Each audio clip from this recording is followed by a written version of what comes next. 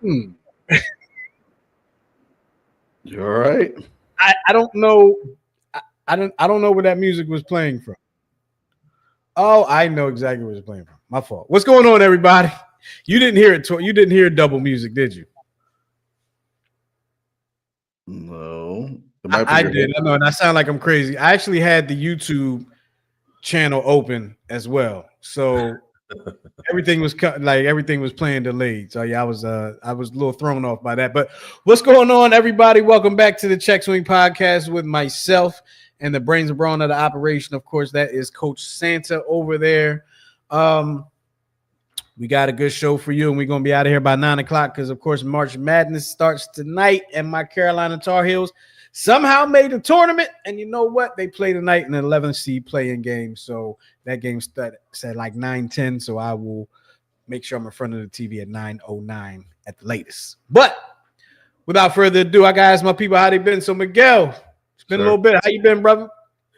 Been well. Been well. Nice, beautiful, cloudless day, 67 degrees. The cherry blossoms were blossoming. Several got in my hair, and I scared two people because they thought it was bugs in my hair. They thought you had pink bugs in your hair. Pink bugs, yeah. They're like, oh my god, oh my god. Oh, do y'all frequently have pink bugs down there? No, no. I mean, I know the drugs are good down here, but I didn't know they were that good. Well, yeah, there have been TV shows, critically acclaimed hits about drugs in that area. And so, yeah, I guess we just got to have to ride with that. But no, folks, Coach Miguel, if you saw him today, he did not have pink bugs in his hair. He was frolicking around the cherry blossoms and some laid in his hair. And he decided he was going to leave them in there. That's what he did. Frolic? I was frolicking, really? Well, you didn't correct me, so I just went with it. Well, you didn't see the look on my face either, so. I did. I did. Oh, okay. I did. I was just waiting for the words to accompany the look. Gotcha. But well, tomorrow I'll make sure that you are careful not to get the pink bugs or the cherry blossoms in your hair. Um, we have an interesting show, a fun show to talk to you about today, to present to you today. Excuse me. A lot of Eagles moves have been happening over the past week. That feel like we've been talking about the last couple of weeks, but we will continue to do so as they continue to happen. So we have some Eagles moves that we're going to talk to you about. They lost a player today. We'll talk to you about that a little bit. They extended a player yesterday, one of their main staples yesterday. And some of the former Eagles, some of the newly former Eagles has some things to say as well. Phillies news. We got some Phillies news. We got some Baltimore Orioles news for you. Okay, so for all my Baltimore folk, stick around with us. Check us out. Chill with us, my Baltimore folk. What up? And what up, dummy? And You gotta explain that though. You can't just leave it out there and not explain it. but it's funny because because you live down there. So Baltimore. I mean, for whatever I don't even know why. But Baltimore they call people dummies. Like, what you doing, dummy? And they have the accent. I'm not from Baltimore, so my accent is not Baltimorean. But yeah, they call people, yo, what you doing, dummy? Give me 2 hot dogs. Doug's. Oh, Hot dogs. yo, that threw me. So my coworker, born and raised in West Baltimore, and I remember her and her son, because her son works there too. They were talking Yeah, we were and we saw the Doug there. I was like, the Doug. Who? Yeah, it was like two big Dougs. I'm like, who is Doug? So of course I approach cautiously. I'm like, okay, who's Doug? Oh man. He's like, what are you talking about? I'm like, who is Doug? She's like, Doug, like woof woof. I'm like, oh, dog. Got it. Okay. Yeah, that Baltimorean accent. If you're not prepared for it, you will mispronounce it. Or you will misinterpret a conversation. Absolutely, you will. The But I love bellies my and Baltimore folk. I love all my Baltimore folk. Shout out to my man Stu. His birthday was yesterday. Yeah, yesterday. Shout out to my man Stu. From Baltimore. Well, oh, and of course, another thing we'll be talking about today is some updates on the JUCO ruling, excuse me, that we spoke on. I guess it was a few months ago. It's actually during the college football season when this came about. So we'll give some updates on that. But first, here's what I want to ask all my people out there. Okay, I want to ask you a question, and you get to answer it. And you don't have to call to answer, but if you want to call, of course, you can do so. And you could do so by calling. I should have had it up there, right? You could do so by calling 669-275-0548. If you would like to, join in on this poll question, right? But the question is, where do you think the Eagles, the 2025 Eagles, what would their results be for the 2025 season? We already got some results in on the poll already, so definitely chime in on that. And here we go. I'm going to put the poll in the chat right now. You can go to the link. Without further ado, if I can get myself together here we go. Hopefully it gets to you. Boom. If you want to chime in on the poll question, go ahead to that link right there. All my people, you go in and let us know what you think. What will the results of the 2025 Eagles season be?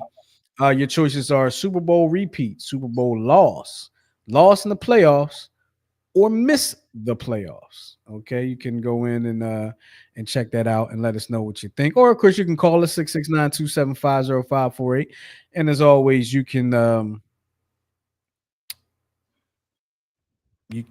comment in the chat. Brain fart. You can comment in the chat, and then of course there's one more thing you could do. You can hit us on our text line, as I'm stalling trying to get all the doggone You're good all the links right there. I didn't get to because I was trying to get everything right.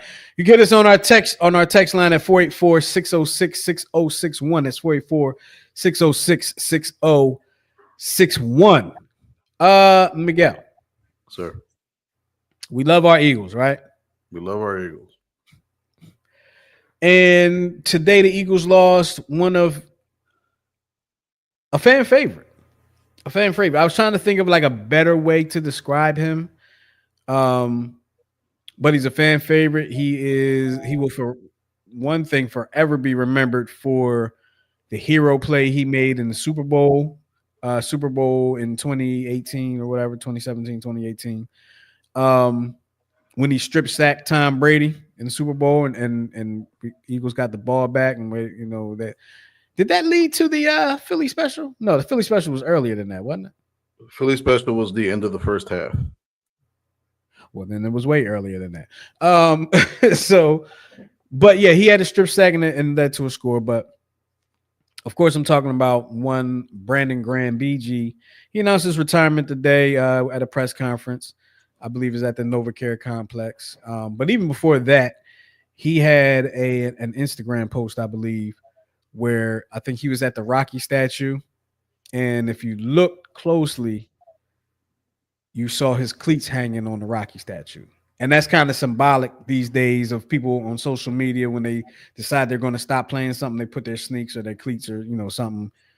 They'll throw them over a wire or throw them out in the street or leave them on the field or something like that. So he had his cleats hanging on the Rocky statue. Very symbolic because for whatever reason, us here in Philly, we believe that we are Rocky and Rocky is us. I mean, I get it, but I don't get it. I mean, it's 40 something years ago, to be honest with you. Why are we still playing that narrative? But okay. Yeah. It's a good movie. It is a good movie. It's a good series of movies. And then the Creed series too. But It is what it is.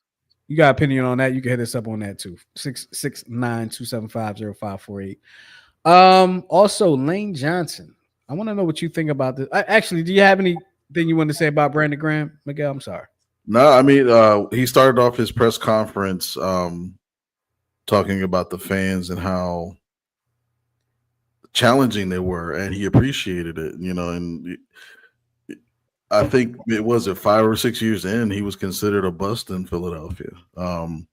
Wasn't all that big, wasn't all that fast, and I don't think anybody has worked harder before or since.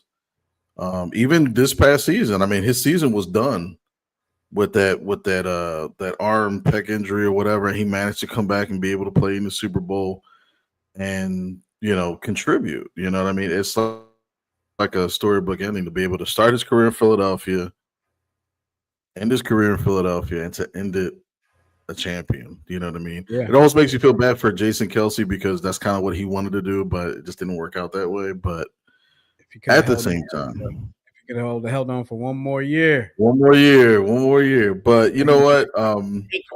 Woo. I'm glad that Brandon was able to kind of get over that hump with the Eagles fans, get over the hump personally, getting better, faster, stronger, and being able to contribute to not just one, but 2 Super Bowls. And I love the scene at the podium. He has both Super Bowls on each trophies on each side. I'm like, this.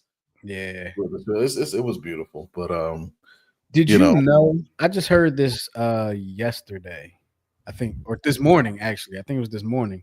Did you know he got hurt in the Super Bowl this year? No. Apparently, he got hurt in the Super Bowl. I don't know if it was the same injury or not, but apparently they said on the radio this morning that he injured himself in the Super Bowl. I had no idea. I mean, it wouldn't surprise me. Because the injury that he had at his age is not easy to come back from. So, yeah, I'm sure. Never had that injury. Never want to have that injury. Hope I never have that. Actually, I hope I never get injured again, like in life. Because it sucks.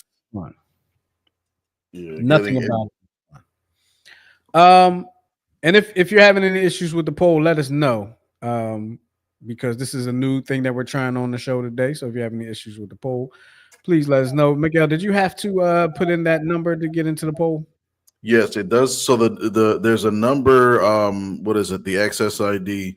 So you can copy and paste that number into where it actually says session ID or something like that, and then the poll will come right up once you put in that session ID, which is 463-813-165. So once you type that in, then it'll or once you copy and paste it into the session, then it'll be fine. The 2 people that I sent it to got right in. So there we go. So for the people that are struggling with the poll, Miguel just told you what to do. In the session ID number, you put in 463-813-165, and I'll put it on the screen for those that don't listen that fast. Sometimes that's me, so I know how it can be. All right. Miguel, what are your thoughts for next year for the Eagles before we move on to to Lane Johnson? I always think it's hard to repeat. Things have to go almost perfectly. And I always think about, okay, what have the teams in our division have done? So we already know the Cowboys are eliminated from the playoffs as of right now. The Commodores, they made a little bit buzz. I'm not impressed with Deebo Samuel. The Giants are the Giants. So I think the Eagles at least have the division on lock. Then I think about, okay, what has everybody else done in the conference? Are we the best team in the conference? I don't know. Right now, I'm gonna have to lean towards the yes. I want to see what Detroit does because remember, Detroit was the juggernaut during the regular season. Mm-hmm. So we have to see how they kind of handle their offseason. And they, they got hit by the injury bug late. So, when they lost their big defensive, end, I think a couple went down. They also lost their defensive coordinator. That's true too. And did they lose the offensive coordinator too? I don't remember. But I do know they lost the coordinator. Right. That's the thing that I like about what the Eagles have done is that for the first time we have coordinators for back-to-back years on defense. Offense, I'm not terribly worried about because I can't remember, his name is escaping me, but the quarterback's coach is coming in to be the offensive coordinator, and he's old enough. He's old enough not to kind of be bouncing around everywhere. So I think we're finally gonna have like something stationary, something steady, something consistent, and that'll be fine. So I'm not too worried about it. Just made me worry about something just slightly, slightly. Because I sometimes look into things maybe a lot deeper than I should. Only with the Sixers. Nah, I don't look deep enough at the Sixers. You said he's an older guy. Mm-hmm. That won't. I mean, I just assumed he was a younger guy because I had never heard of him and stuff like that. But he's an older guy. And when you say he doesn't want to bounce around, I think of Vic Fangio, who's an older guy that not looking to bounce around, I guess, right? But if he's an older guy and this is his first go round as an offensive coordinator, does that leave any pause? So first off, I'm mistaken. Kevin Patullo. Patullo. So passing game coordinator, joined the staff in 21, became associate head coach in 23, and then promoted as offensive coordinator. So, he was the associate head. Okay, right, he was the associate head coach. So him and Sirianni go back to 2018 when they were both in Indianapolis together. So he knows, and that might worry me too now. Does he call games like Sirianni would call games? Because we know when Sirianni was calling games, it was a little shaky. Right. Yeah. And he gave that up. But I mean, not for nothing. Again, I'm only worried about the defense because the defense is what got us the win against the Rams. It's what got us the win against the Commodores. You know what I mean? Like, and you saw what happened with the Chiefs. So the offense had some say in it, but to think that they were able to keep Saquon Barkley under 80 yards, 70 yards, whatever it was, but we still wound up winning in spite of him. So, stop it, Hunter. The Philadelphia Colts. Absolutely not. You want them back? You want them back, Hunter? I mean, we ain't giving them back. I'm just wondering if you want them back. Right. Probably take them back today. Lane Johnson gets a 1-year extension and a raise. So they have him signed through 2027 right now. Lane Johnson, one of the anchors on the Philadelphia offensive line, has been there. Shoot, he started from day one, right? He was a first-round pick, first-round pick from Andy Reid, and he was a starter from day one. And the only time he hasn't started is if he's been injured. So he's been to 3 Super Bowls with the Eagles. Think about that. There's guys on the team, not as many now that BG retired, but there's guys on the team that played with 3 Super Bowls in the Eagles.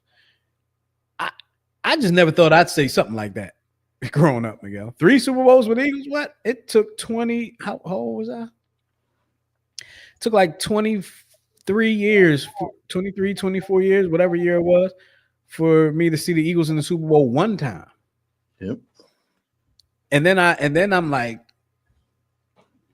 all these kids out here seeing these championships, the Phillies in 08, which was a while ago, a long time ago. But then you get 2 with the Eagles. I'm a little jealous of these kids. Like, growing up was tough being a Philadelphia fan growing up. They're so spoiled. They know nothing about suffering. No, they don't.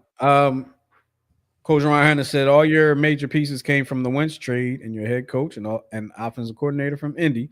There's a reason why you're good and we suck. It's Wentz. The common denominator.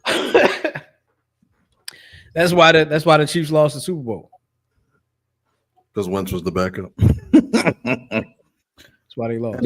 And they did not re-sign him. They re-signed or they signed his name escapes me. They signed another backup in Kansas City that's not Wentz, so he's gone. Oh, they got rid of Wentz? Yeah, and I can't remember the name. He's a former starting quarterback, but he's older, but I can't remember his name. You know him if you hear the name. Now I gotta find him. It's probably Carson Palmer or something, but not Carson Palmer, Andy Dalton. That's what I meant to say, Andy Dalton. Well, like I said, shout out to Lane Johnson for getting that extension. Got him signed through 2027. $8 million over 2 years and an additional $30 million guaranteed, and he turns 35 in May. Minshew. Ryan said Gardner Minshew. Yes, that's who it was. I was trying to figure out. It was somebody that looked like a meth head. Yeah.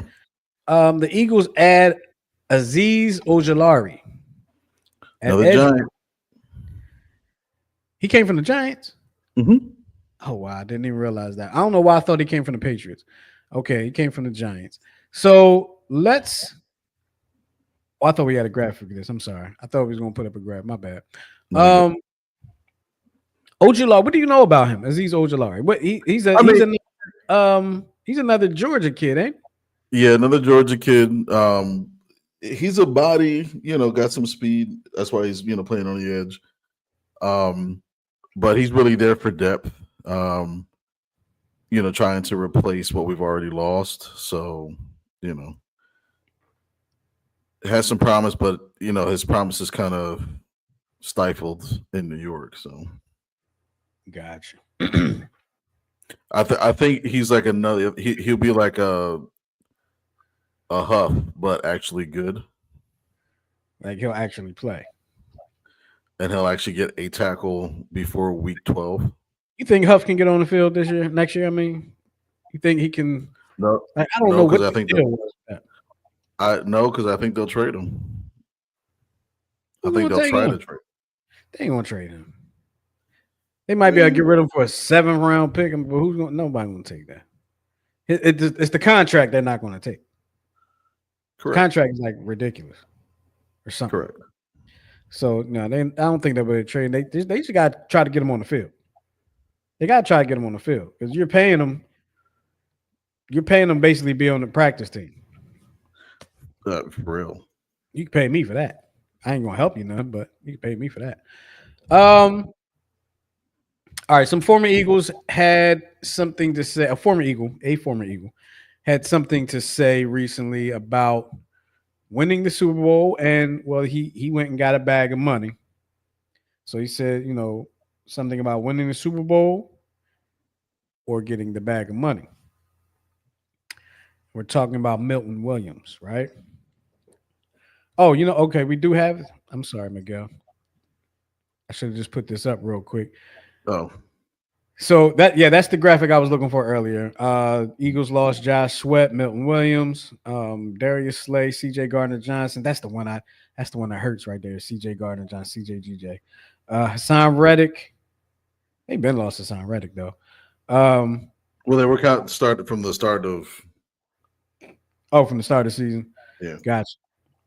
Isaiah Rodgers, Orrin Burks, James Bradbury, Nick Gates, Kenny Pickett, and they've added Kenyon Green, who we hope can get high marks at Stoutland University.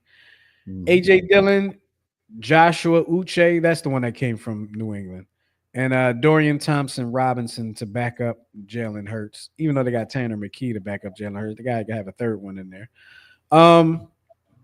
So those were the key acquisitions and key removals, key losses. But let's move on. Let's go ahead and move on back to this comment that was made by the aforementioned Milton Williams. Milton Williams said that he said, I just won a Super Bowl a couple weeks ago, so I thought that was the biggest day of my life. But this is probably going to jump that for sure, being known as the highest average salary player in Patriots history. That's big. There's a whole lot there. Like, first of all, to me, well, I'll let you. I'll let you go first, Miguel. Nothing's bigger than winning the Super Bowl. I don't care what anybody says. But I mean, he's younger. He's entitled to, and it's a different age and a different time, and I kind of have to remember that. I think if this were like the 80s and because players didn't like, I mean, free agency wasn't even a thing until 93 in the NFL. So you pretty much were, stuck to your team. But it's like, the way players leave so quickly after a Super Bowl win, it's so common, and with the salary cap, there's only so much that you can do. So they realize the business of it. So I get it. But to verbally say getting the bag is bigger than a Super Bowl, it just leads me to believe he's never winning a Super Bowl ever again, let alone a playoff game. Well, look at here. I'm gonna go the opposite way. Getting the bag is bigger than winning the Super Bowl. Okay. We think winning the Super Bowl is bigger because we ain't never signed a contract that's going to pay us $26 million a year. This is true. We've never done. At least I know I've never done. I can't say the same about you. I don't know, but I'm just assuming. Right. I'm just assuming. But he's going to be making over $100 million over the next 4 years, and he's already won a Super Bowl. So, knowing that you're about to get paid that kind of money, it's a pretty big deal. So would you say that that's better? Let me just say this real quick, and I think it might feel a little better because he's already won a Super Bowl. He ain't got to worry about winning a Super Bowl now. But go ahead. Right. No, so I think what he said overall is better than what Myles Garrett was saying. How I want to win a Super Bowl, but then you sign the largest contract in the history for defensive linemen in Cleveland, and then you're threatening to leave until you get a Super Bowl caliber quarterback, and you get Kenny Pickett. So I think that's a little. It's like a Phillies player leave. Let's say like Schwarber leaves for free agency, and I want to play for a championship, but then he goes to like the Angels. Well, maybe the Browns are looking to sign Russell Wilson or what's my man Aaron Rodgers.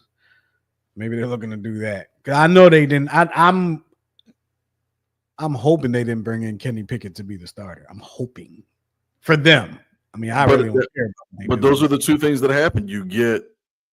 They got Pickett, and then he signed the contract. So it almost looks like, okay, you guys are serious. Mm-hmm.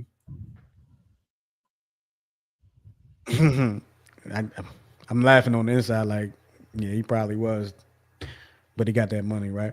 Coach Hunter says securing the bag is personal. The Super Bowl is great and all, but that money changes lives. It does. Absolutely. And Goose said you never won a Super Bowl either, which is true to a point. I have won the Super Bowl on Madden, and it felt great. But I've never really had the confetti fall on my head.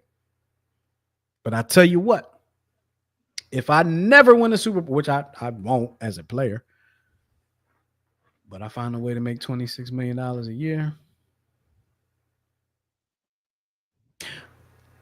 You know what? This brings me to a question I was thinking about on my ride home ago.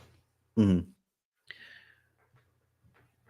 Money is no you just won a once in a lifetime lottery of money is no object. You covered for the rest of your life for anything you can spend copious amounts of money that you want, right?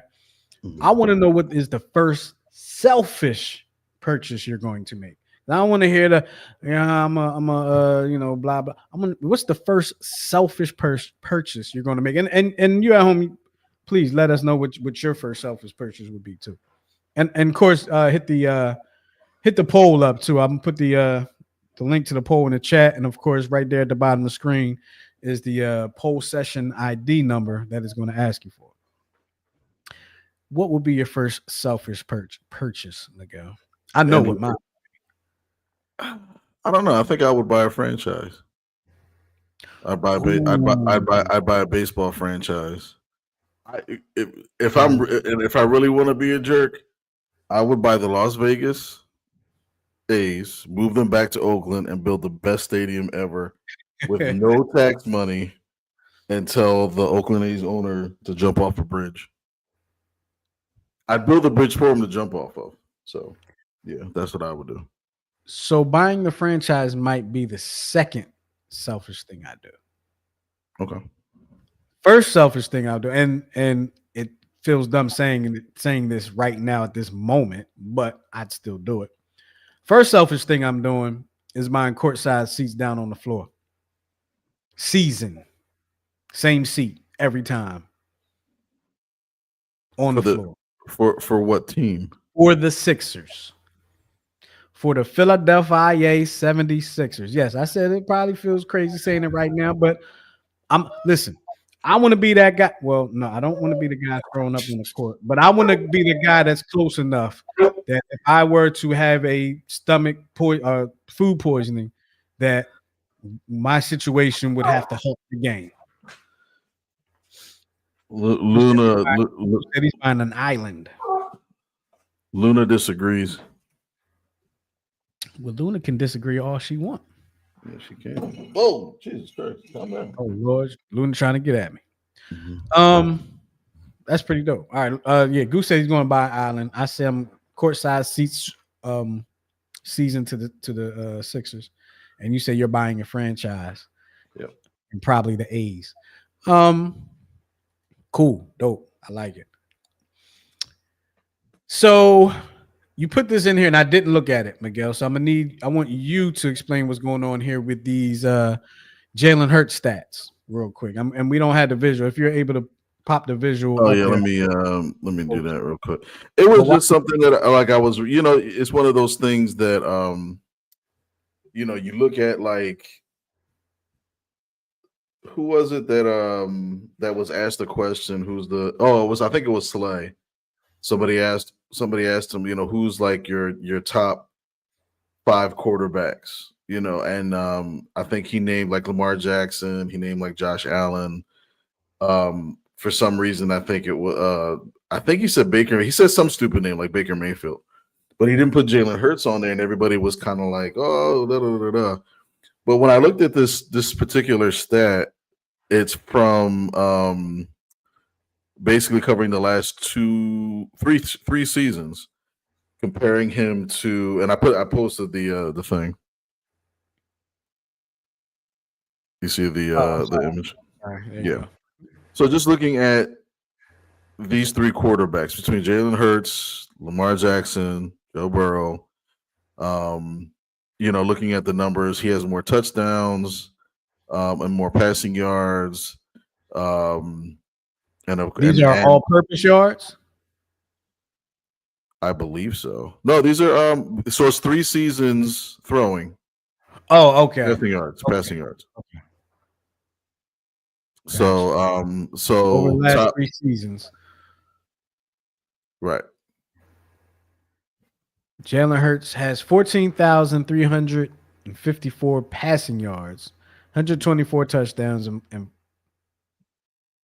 40 touchdowns. What is that? Which one? The TO? I know he doesn't have 40 turnovers. No, it's not turnovers. It might be it might be touchdowns, like rushing touchdowns. Okay. Lamar Jackson, 13,719 yards, 103 touchdowns. No, the other one's touchdowns. I don't know. Maybe I don't know what he don't have 40 turnovers over the last 3 years. That actually might not be too far. Joe Burrow, 13,039 yards, 106 touchdowns. Owners want to ban a play for the first time in NFL history because of Hurts. Top 3 quarterback, and it's not close. So I just need put to it know in what there. that TO stands for. But while we're at it, Coach Hunter said he's buying the presidency like Elon Musk. That's what he said. He's buying if money is no object. That's dope. I want to, if you buy the presidency, I want to I don't want a cabinet spot, but I want to be like the press secretary. Like I want to be that person that goes and answers questions and stuff. So the TO stands for 2-point conversions. Why the hell does that stand for 2-point conversions? I have no idea. Man, he's had 42-point conversions over the last 3 years. Mm-hmm. 40? Yeah.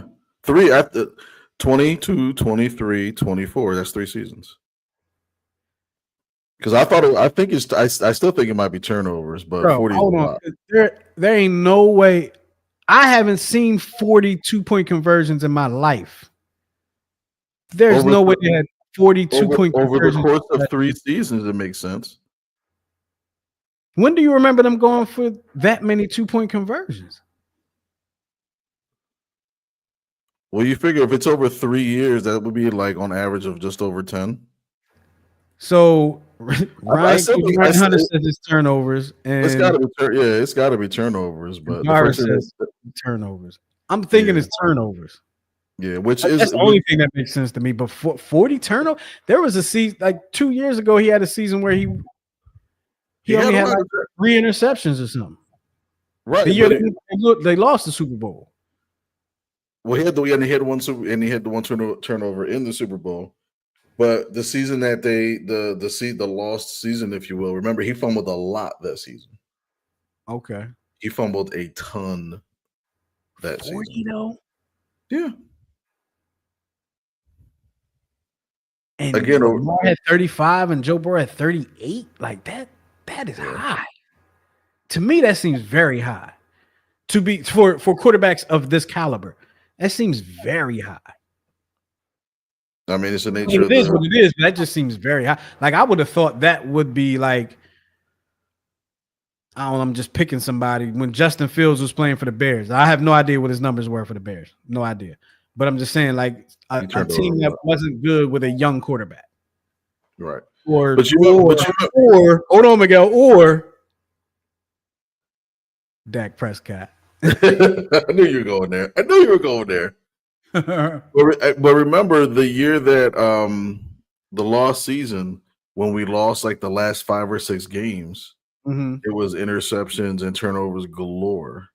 Gotcha. You know what I mean? So I think sometimes it's like an inflated ERA. Like it's like, wait a minute, he had like 12 shutouts, but that one game in May where he gave up like 12 runs on 10 hits, that's what brought his ERA up 3 runs. You know what I mean? So it's always that kind of. Yeah, so Coach Hunter said he just checked ChatGPT. It's turnovers. Yeah, I'm definitely going with he did it the right way. I did AI and it said it could be 2-point conversions. Nah, we didn't do 20 of those, and the Ravens did 35, and the Bengals did 40 or 38. I don't see it. But let's move on real quick.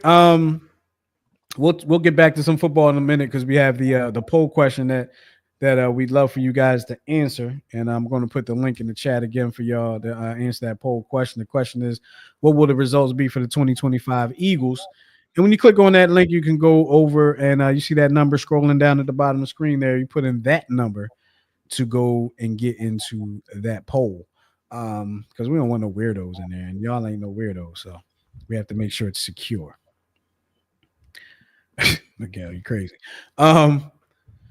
Excuse me. The Phillies, Jimmy Rollins and Ed Wade, will be inducted into the Wall of Fame. The 2025 Phillies Wall of Fame. So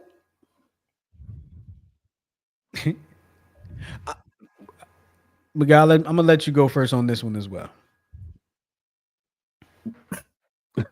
Why the hesitancy? I'm nervous about that. Because I know what I'm about to say is going to be semi-disrespectful To Jimmy Rollins or to Ed Wade? to everybody that has made a wall of fame. But You mean everybody? Like every Philly that's yeah, because I mean, yeah, but you go ahead. I'm going to try to sort out my thoughts while you go. I mean, I'm sure it's a quantity thing, right? It's like how many people are in the Wall of Fame, kind of, sort of, or is that where you No, were going with it? it's not even. Okay. No, it's not that. Okay. So, I mean, Jimmy Rollins, I think that's just the obvious best shortstop in Phillies history, switch hitter, all that stuff, MVP, Gold Glove, World Series. Was I guess our version of Ricky Henderson, Reggie Jackson, straw that stirs the drink, all that good stuff. So always had the smile, and a lot of people's favorite player. Ed Wade is a bit of a conundrum. He is and he isn't. I think he gets a real bad rap in Philadelphia because of, he never really made the big trades at the trade deadline.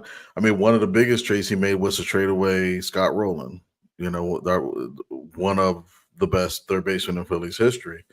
But it was kind of out of his control at that point, But the general manager that was on the Phillies World Series team actually, the night that we won the World Series, credits Ed Wade with building that team because, I mean, he drafted Rollins, he drafted Utley, he drafted Howard, he drafted he got Victorino in that Rule 5 draft, whatever. Rule 5, yeah.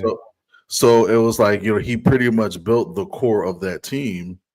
It was just when it came down to some of, the trade deadline, like he just refused to trade them away. And it helped us from the standpoint of winning a championship.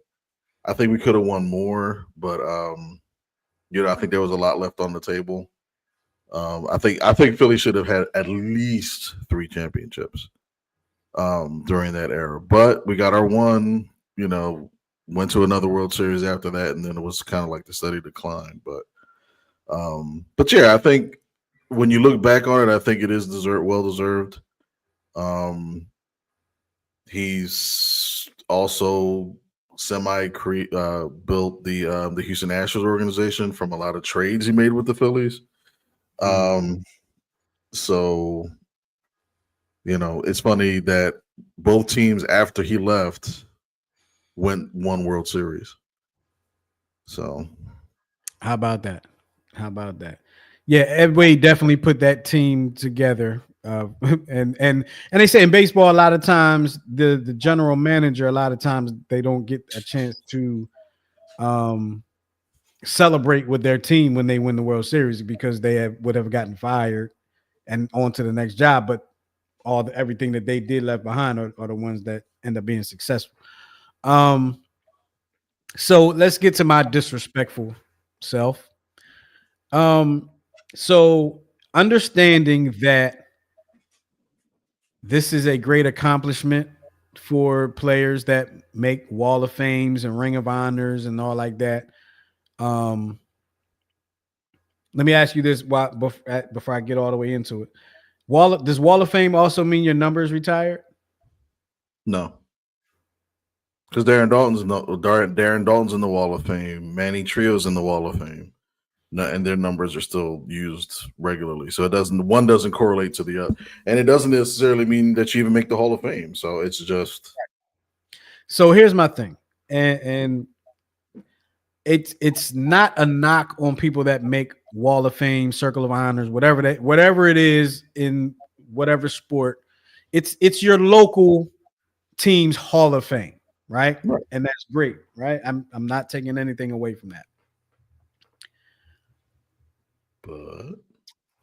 But I think it's a little overrated. So you said exactly what I thought you were going to say. I think it's a little overrated. Because like you're amongst greats that were on your team and people from our era as long as we're alive, people are going to know who Jimmy Rollins was. They're going to know who Chase Utley was, Shane Vick. Like, we're going to talk about that team that won the championship for the rest of our lives. Hmm. But the whole Wall of Fame thing is a big announcement, breaking news. Like we knew it was going to happen. Like the Hall of Fame, right? The Hall of Fame. Right. Breaking news: Jimmy Rollins makes the Hall of Fame. He gets voted That's a big in. deal. Yeah, no, that's a big deal. But like when you're listening to the radio and you hear that they want to breaking news, Jimmy Rollins, that way going to make the Phillies. That's not big. Like Ed Wade getting in is a little bit more of a surprise for me, not because he doesn't deserve it, but because I wasn't even thinking of Ed Wade. Like he wasn't on the forefront of my mind. Nobody really ever talks about him anymore, even though he was mentioned one time last week on the radio. Jimmy Rollins, we still talk about. Right. It's a given. Jimmy's going to be on the Wall of Fame. Ryan Howard's going to be on the Wall of Fame. Chase Utley's going to be on that Wall of Fame. Cole Hamels is going to be on that Wall of Fame. Shane Victorino will probably be on that Wall of Fame, right? Ibanez probably not. Like he wasn't really a Philly that long. Not that long, right?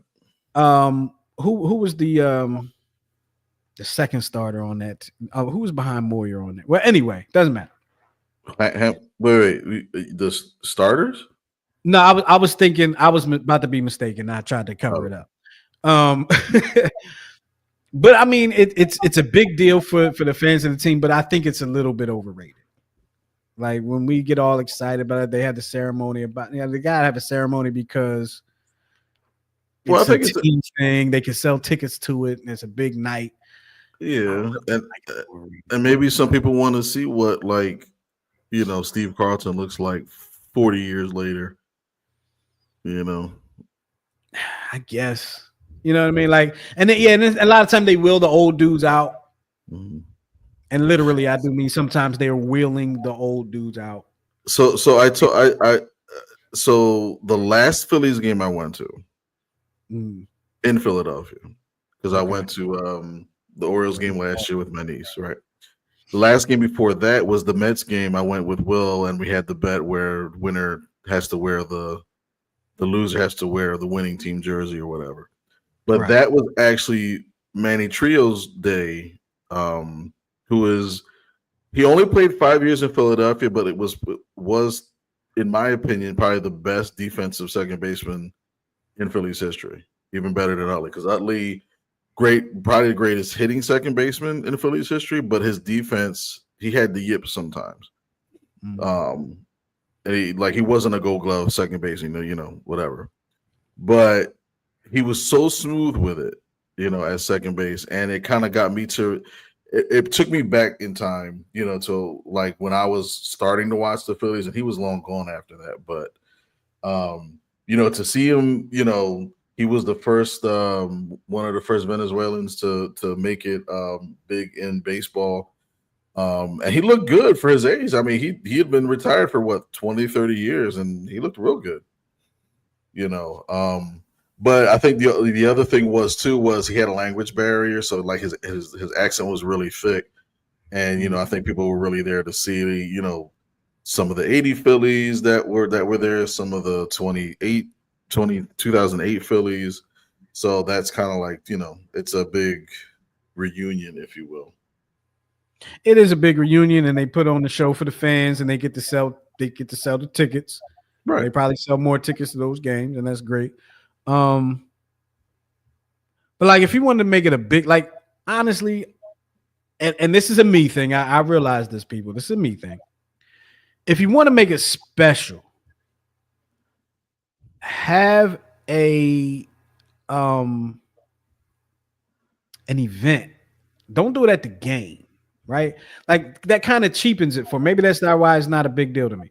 It kind of cheapens it for me because they just have the announcement at the game and then they go play baseball right after. It's like, oh, we got this ceremony. Okay, then let's get to the game. I think like when you see people go into the NBA to the Basketball Hall of Fame, not the NBA, Basketball Hall of Fame, the Football Hall of Fame, there's an event. And, there's people there. The football one is outside. The basketball one is inside. It's an event. right? And I know people say, well, the game is an event. Yeah, but you have a ceremony and then there's baseball and you forget all about these old dudes, right? Have an event on its own and put it on TV on the local station. It ain't gotta be all over the place. It's a local thing, your local team.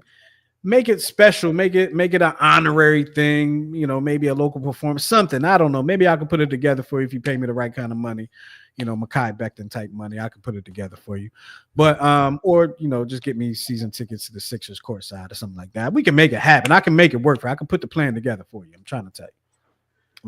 But 8 million for 2 years, 30 million guaranteed. He'll take absolutely. care of it. And some incentives too. And I only eat blue and green M&Ms. And I like Graham Slam ice cream. Okay. Let's move on because we running short on time. I just realized what time it was. I got a game I got to watch. The Orioles, all my Baltimore folk. The Orioles are bringing it back. They're bringing back the Kelly Greens. I mean, sorry. What am I talking about? Mm-hmm. They're bringing back the 70s orange. He said this what? The tangerine, baby. The tangerines. Is that what it is? The tangerine orange. That's what I'm calling it. Now, I've always liked that hat. I used to have one back in the day. I always liked that hat. Actually, I had the one with the white front with the bird on it, with the black in the back and the. I never liked the white front. I never liked the white only. Like, I would have preferred just to have it all white up top, but I just never liked the white front. It never loved that hat. I tell you, I loved it. But so they wear those with they wear the white hats with the black jerseys or the white jerseys. Yeah, but it works. I like the black one too. I like the all black one. I do. I was just talking about what I had. But Baltimore folk, all my Baltimore folk, hit us up. Look, what do you think about them bringing back their version of the Kelly Greens? That's what I call it. That's how I make it about us, Miguel. It's the Baltimore Oriole version of the Kelly Greens, the tangerine orange. The tangerines. That's probably actually going to be fun to see on TV, but it's probably going to mess up your coloring on your TV. I would do some combinations, like do the black jersey with the orange pants, or the orange jersey with the black pants. I'd probably do that.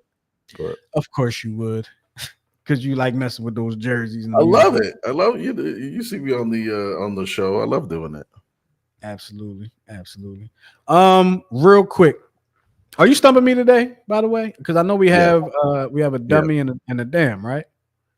Oh yeah, the dam. Let me see which. Well, we can save the dam for next week if you don't have it. But you but let's talk about this real quick, and I want to we probably save it for next week. The JUCO ruling. Okay. I know we have some people that that will be interested in this. Explain this to me. What's the update to this? So the recent NCAA ruling, which was influenced by the lawsuit involving Vanderbilt quarterback Diego Pavia, grants an extra year of eligibility to junior college or JUCO athletes who would have exhausted their eligibility after the 24-25 season, allowing them to compete for one more year. So giving them a sixth year, if you will. So previously, the rules for junior college eligibility against Division I eligibility, it caused a limitation. So basically, if you play JUCO, you would lose years of eligibility at the Division I level. So if you play 2 years of JUCO, you would only be able to play 2 years in Division I. So the court ruled that it's going to allow him a 6 year of eligibility. This rule applies to student athletes who have previously competed at a non-NCAA school, including junior college, for 1 or more years and would have exhausted their eligibility after the 24-25 season. So the NCAA is going to appeal it, as they probably should. So this rule could significantly impact the recruiting landscape, potentially making JUCO athletes more attractive to college coaches and potentially opening up more opportunities for athletes who may not have been able to secure immediate NCAA scholarships. So that's the big thing. Yep, and it's going to hurt a lot of high school athletes too. Yeah, maybe not the top notches, but some that are like on the cusp. mm-hmm. You know what I mean? They're because the bigger schools are going to be recruiting from the JUCOs now for that player. So the ones that are on the cusp are going to get bumped down. And if you're on the cusp, you should probably be bumped down anyway. Right. But with the extra 2 years of eligibility at the D1, wouldn't that cause the players to be able to play even longer? Yeah. And I'm thinking even at the pro level, wouldn't that reduce salaries a little bit? Because if instead of me being drafted at like 22, 23, if I play JUCO, the JUCO Division I, Division II combo, then I'm actually becoming a pro a little bit later. I mean, I'm probably oversimplifying it, but here's what my theory would be on what you just said about the salaries, right? Mm-hmm. Two things. Think about coming into whatever league you're coming into, right? Let's just say basketball or football, because baseball is a whole different beast when it comes to, and I don't know about hockey. Football, you get that rookie contract, right? Basketball, you get that rookie contract. Right now in basketball, your rookie contracts are going to like 19-year-olds, 19 to 24-year-olds. Let's just say that, okay? Mm-hmm. With the extra year, and let's say you do all your years, you're looking at a 25, 26-year-old getting the rookie contract. So now that means they're looking for that. They could be looking for that bigger contract very close to 30 years old. Right. So it kind of might benefit the franchises a little bit, but not really, because now they might have to invest money into an older player, but then at the same time, you're not putting a whole bunch of money into a younger player, possibly not into a younger player, and losing out on, and now you're paying them that bigger contract at like 25, and then you got to pay them a bigger contract at like 29. You know what I mean? Like a lot of times basketball players might get like the two big contracts. This might eliminate that. Right. Coach Hunter says there's a lot of misconception in that ruling. He'll have to come and talk to us. Well, you go ahead, you study that, Jonah. You let us know. We'll have to bring you on next week and talk about it. But my other theory is, I forgot, but here's the other thing I wanted to say. Because I wanted to get this out. So you have NCAA eligibility, right? And somebody could tell me if I'm wrong by this. You have NCAA eligibility. Get 4 years of playing. JUCO is not NCAA. JUCO is, and please don't mess this up, NJCAA. Right. So I should not have to use up my NCAA eligibility if I'm not playing at an NCAA institution. Why should I lose my NCAA eligibility? I may not go to a NCAA school now. You know what I mean? Right. Why are you losing eligibility at another level for? But I mean, that's just an argument people can make. Yeah. And I don't want to get into that, but we'll talk about that when we have Coach Hunter on, and we can walk through that. Nothing we wanted to touch upon real quick. Do we want to talk about the we'll talk about it next week. We'll table that. We'll talk about that next week. The fraternities and sororities. Fraternity hazing. Yeah, we'll talk about that next week. So make sure y'all join us next week, because we're gonna be talking about a very serious situation that happens on college campuses. And you know, we just gotta put it out there. All right, what am I putting up, Miguel? Which one? We'll do the big dummy first. Okay, gotcha. So just to set the segue, it's college baseball, softball season, and our first big dummy is credited towards we're going softball. We're not going to exclude the women from being dummies either. Equal opportunists here. Here we go.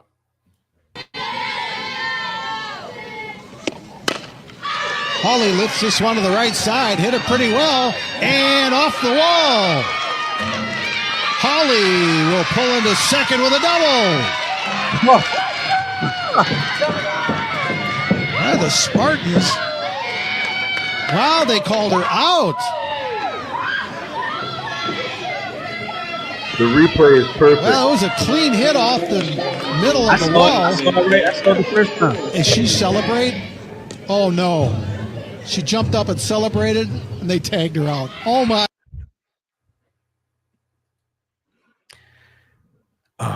Well, you know,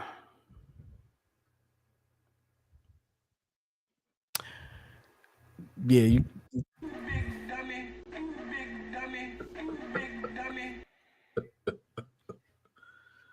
you're in college. Like you should know better. Right. You're at a D1 college at that. You really should know better. Right. You really should know better. Oh man. Okay. Darcy, that's stupid. So the last one is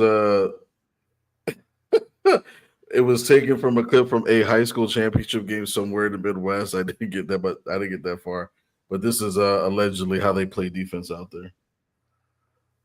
Okay. Mama, she keep looking at me. I'ma knock the pussy out like white light. Hit it with a left, hit it with a right.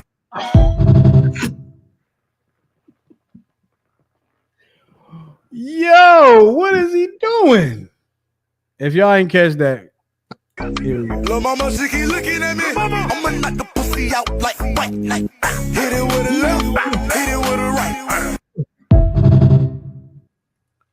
Here's what I'm going to say about that, because it was so blatant. That was personal. that was personal. Yeah. There was something done or said in that game or in a previous game or to one of their girlfriends that made that very personal. Yeah. Because you just don't. He ain't even like try.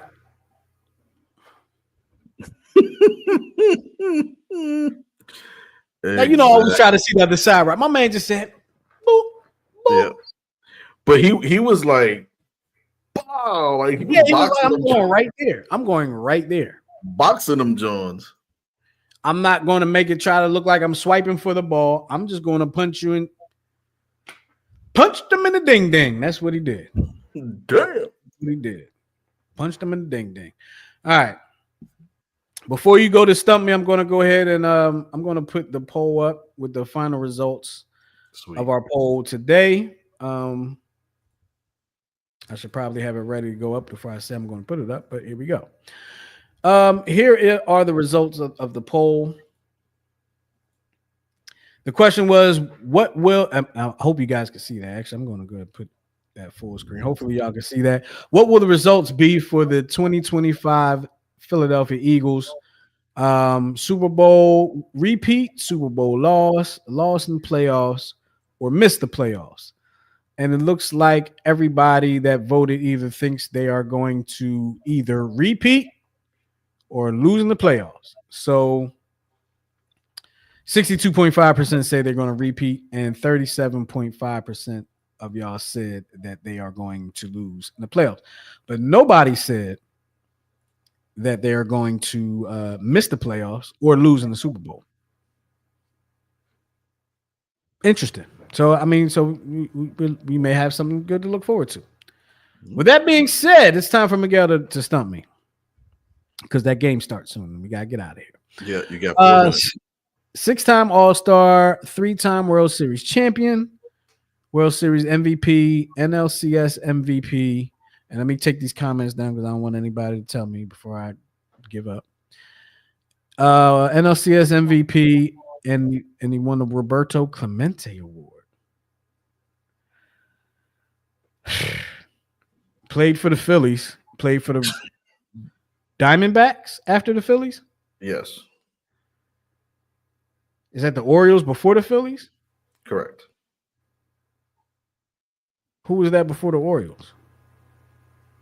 Orioles with a different jersey number. So he played 3 jersey numbers with the Orioles, then went to the Phillies, then the Diamondbacks, and then who's that at the end? Boston Red Sox. And it's the one before the Phillies is actually the Houston Astros. Did he win? I know you don't want to tell me. Did he win a World Series with the Phillies? Or well, because I know it can't be, but it's not very old because he played for the Diamondbacks. Right, and the Diamondbacks came in 97. 3-time World Series champion, NLCS MVP. What team was he an NLCS MVP with? Can you tell me that? I mean, and I don't remember NLCS MVPs, so The Phillies.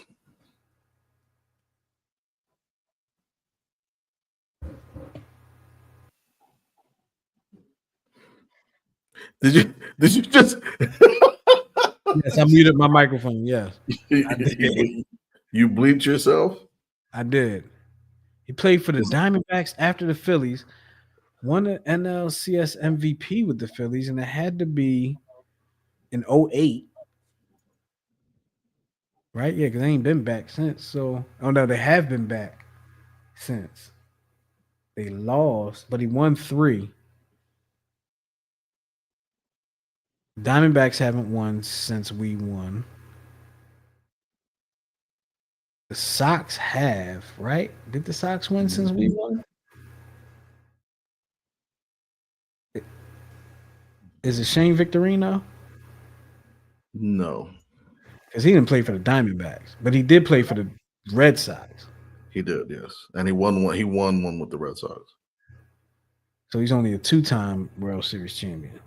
Mm-hmm. But he won a World Series MVP. Hold on. Dun, dun, dun, dun, dun, dun, dun, dun, dun. 38 won a World Series MVP. And he played with the Orioles first and then came to the Phillies. And then No. He played with the Orioles first, then the Houston Astros. Oh, then the Astros, then and then the Phillies.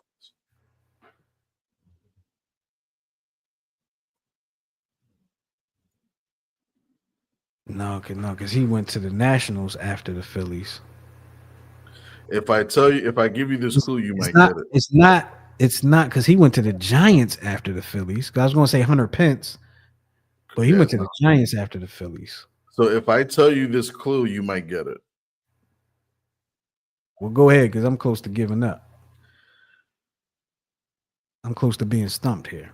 Let me see. Was he or was he not? No, never mind. I'm wrong. I can't give you the clue because it was incorrect. Well, damn. He played for the Orioles and then the Astros. Was it the National League Astros? Yes. Then the Phillies. How many years did he play with the Phillies?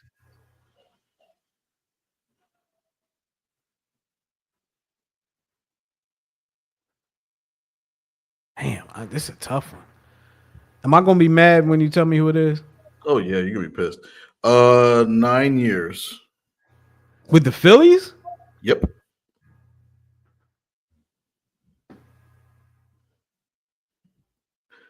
Yeah, 15 seconds. 15. Give me 20. Give me 20 seconds. Okay, 20 seconds. Give me 30 seconds. 9 years with the Phillies, then went to the. No, because he was a rookie with the Phillies. Right? Who? Kurt Schilling. You got it. He played for the Orioles and the Astros, bro. I did not know that. Yeah, I thought he was a rookie with the Phillies. No, he was actually. What people don't realize is that he was traded to the Phillies in '93 during spring training, and that's when his career took off after that trade. And then he came. So he wasn't even up with the other teams. No, he was up with the Astros. With the Orioles, he was up and down. But with the Astros, they had him in the bullpen. With the Astros, he was in the bullpen, and they didn't have any room for him as a starter. And then they wound up trading for him in spring training of '93. Wow. How did you even like think of that one? Like, what made you think of Kurt Schilling? Wow. I mean, it's a shame because he's a scumbag now, but I was just thinking of because you that's your era, like pretty much 90 to today is like kind of your era, so I didn't want to take it further back. And I never knew his jersey number. Kurt That's Schilling. yeah, that's like one of those like, you know, that's like Keith Byer is 41 kind of sort of thing. Like, yeah, I'm more of the football, basketball jersey number. Baseball, I'm not that great on, and it also depends on your position in football too sometimes. But the baseball and the pitcher is the one you're seeing their jersey number all the time. But I'm not good with it. I'm not good with the baseball jersey number. Like Jimmy Rollins wore 6 at one time for the Phillies, and then ended up wearing 12. And Ryan Howard started off with the number 29.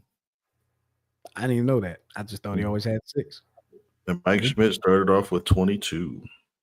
Didn't know that either. See, wealth of knowledge. That's why I be telling people. This man is a wealth of knowledge, y'all.